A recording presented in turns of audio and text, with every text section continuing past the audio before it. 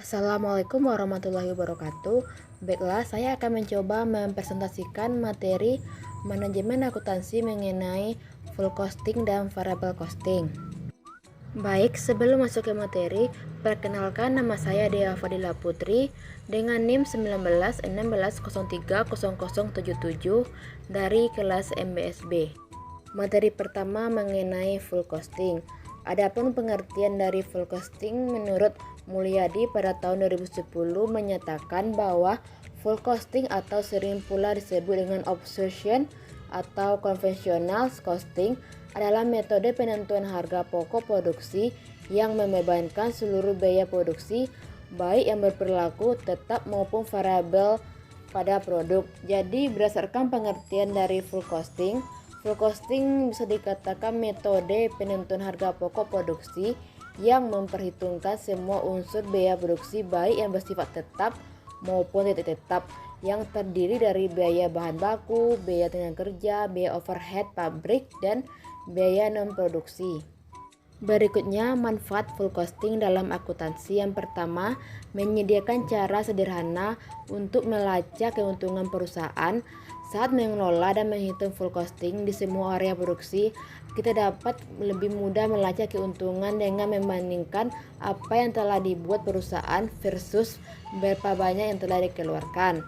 Yang kedua itu memungkinkan pemahaman tentang semua bagian produksi. Memahami dari mana semua bahan perusahaan berasal, berapa biayanya, dan waktu yang dibutuhkan untuk membuat produk memungkinkan kita menjawab pertanyaan atau masalah apapun yang muncul dalam perusahaan. Yang ketiga, meningkatkan area produksi. Cara bagus untuk meningkatkan area produksi yang berbeda adalah dengan memeriksa laporan akuntansi biaya penuh. Yang keempat, memberikan pengaruh dalam bernegosiasi dengan vendor. Saat kita menggunakan metode full costing dalam pembukuan, kita dapat menciptakan pengaruh yang bernegosiasi dengan vendor dan mungkin mendapatkan pendapatan yang kita inginkan. Kelebihan full costing yang pertama, bisa tampilkan jumlah biaya overhead secara kompresif. Yang kedua, terdapat dua jenis biaya dalam metode ini, yaitu biaya overhead tetap dan variabel. Yang ketiga, bisa melakukan penundaan dalam beban biaya overhead ketika produk belum laku terjual.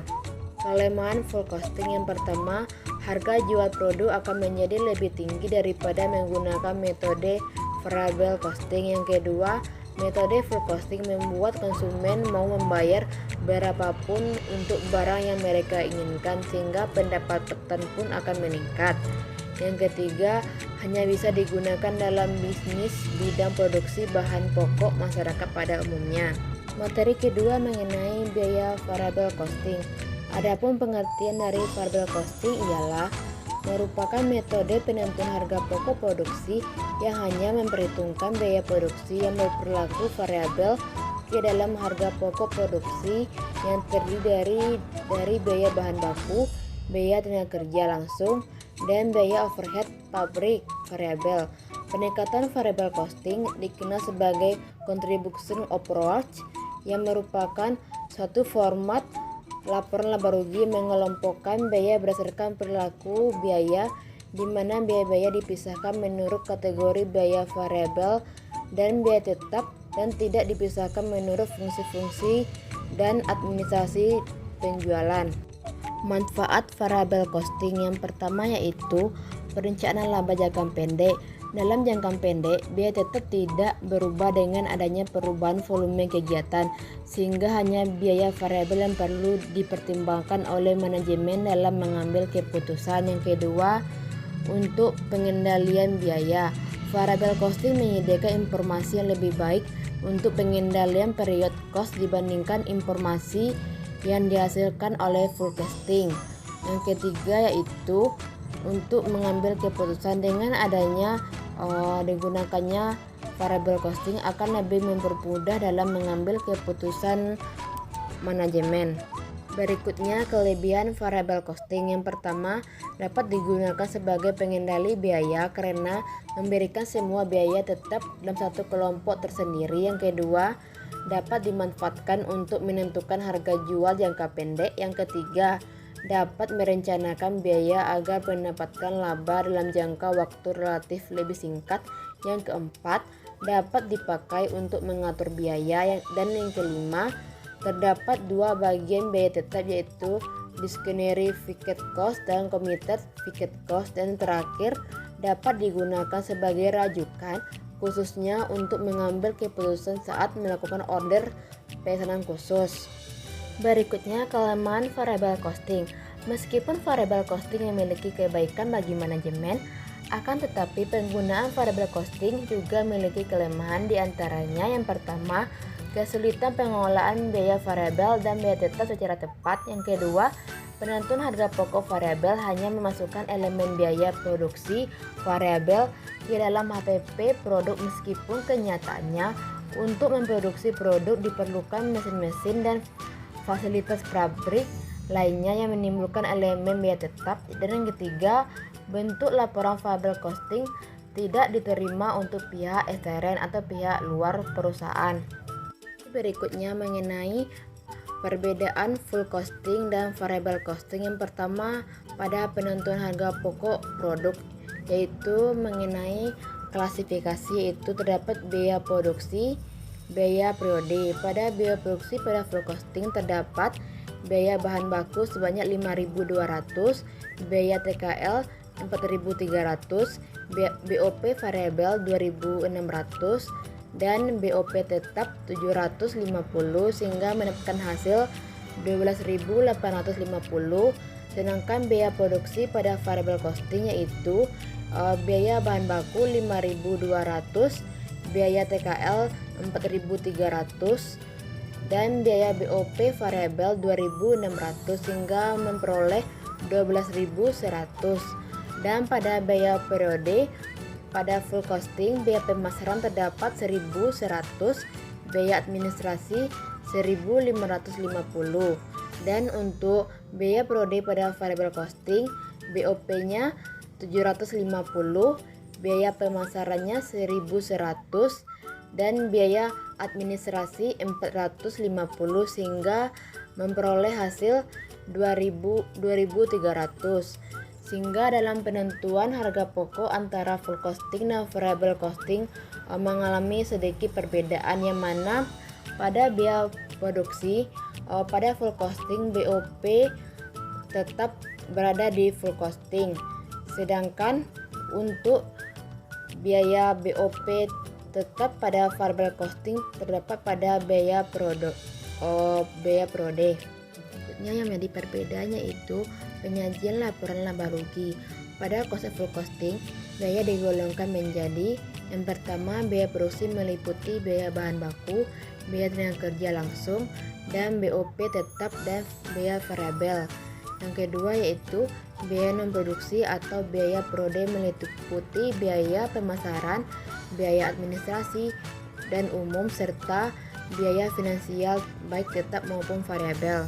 Sedangkan variable costing, biaya digolongkan menjadi yang pertama, biaya variabel meliputi semua biaya yang jumlah totalnya berubah secara proporsional sesuai dengan volume kegiatan yang terdiri dari yaitu yang A, biaya variabel produksi, biaya bahan baku, biaya tenaga kerja langsung, BOP variabel. B, biaya variabel non produksi meliputi biaya pemasaran variabel, biaya administrasi dan umum variabel, serta biaya finansial variabel. Yang kedua, biaya tetap meliputi biaya yang jumlah totalnya tetap konstan, tidak dipengaruhi oleh perubahan volume kegiatan sampai dengan kapasitas tertentu, yang terdiri dari biaya pemasaran tetap, biaya administrasi dan umum tetap, biaya finansial, dan BOP tetap.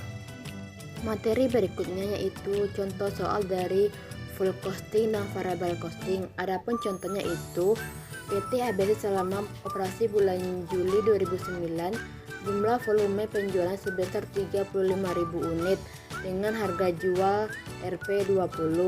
Jumlah volume produksi adalah 35 unit.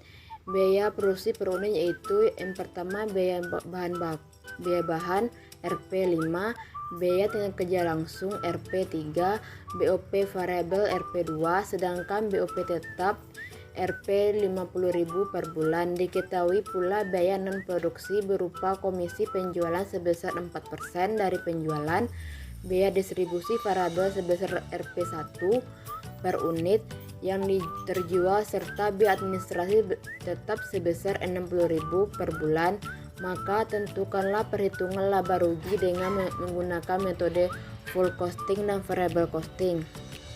Penyelesaian soal yang pertama, full costing.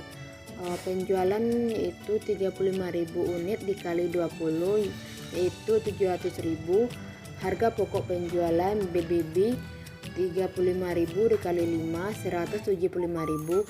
BTKL 35.000 dikali 3 105.000. BOPV 35.000 dikali 2 70.000. BOPT 50.000 sehingga total keseluruhan 400.000. Dan untuk laba kotor diperoleh dari penjualan dikurang dengan harga pokok penjualan yaitu 700.000 dikurang 400.000 yaitu 300.000. Biaya pemasaran meliputi komisi 4% dikali penjualan 700.000 yaitu 28.000, distribusi 35.000 dikali 1 yaitu 35.000, biaya administrasi 60.000 sehingga diperoleh hasil dari biaya pemasaran 123.000.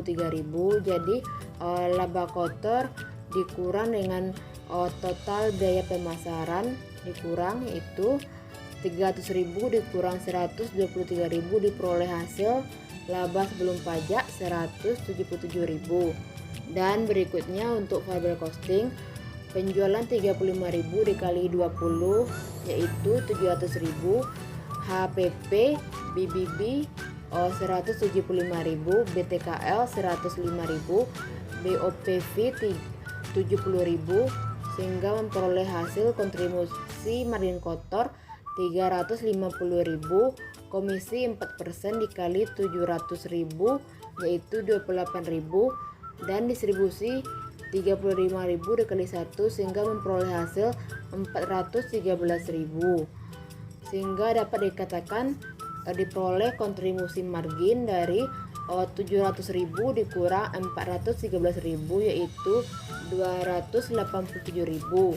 Dan untuk biaya tetap yaitu BOPT 50.000, biaya administrasi 60.000 sehingga untuk menghasilkan laba sebelum pajak kontribusi margin bersih 287.000 dikurang dengan 110.000 sehingga diperoleh laba sebelum pajak 177.000. Selisih laba menurut full costing dan variable costing. Yang pertama, jika volume produksi lebih besar daripada volume penjualan atau terjadi peningkatan persediaan akhir, maka laba menurut full costing lebih besar daripada laba menurut variable costing. Adanya persediaan akhir yang meningkat berarti terdapat penahanan biaya produksi yang sifatnya tetap sehingga HPP lebih kecil. Karena adanya unsur biaya tetap yang ditahan di dalam persediaan, maka laba menurut full costing lebih besar daripada variable costing. Yang kedua, jika volume produksi lebih kecil daripada volume penjualan atau terjadi penurunan persediaan akhir, maka laba menurut full costing lebih kecil daripada laba menurut variable costing. Hal tersebut dikarenakan BOP tetap yang semula melekat pada persediaan awal kini sebagian tidak lagi melekat pada persediaan akhir, tetapi telah menjadi HPP. Yang ketiga, jika volume produksi lebih kecil daripada volume penjualan atau terjadi penurunan persediaan akhir, maka laba menurut full costing sama dengan laba menurut variable costing. Baiklah, itulah penyampaian materi mengenai full costing dan variable costing pada mata kuliah Manajemen Akuntansi. Sekian, terima kasih.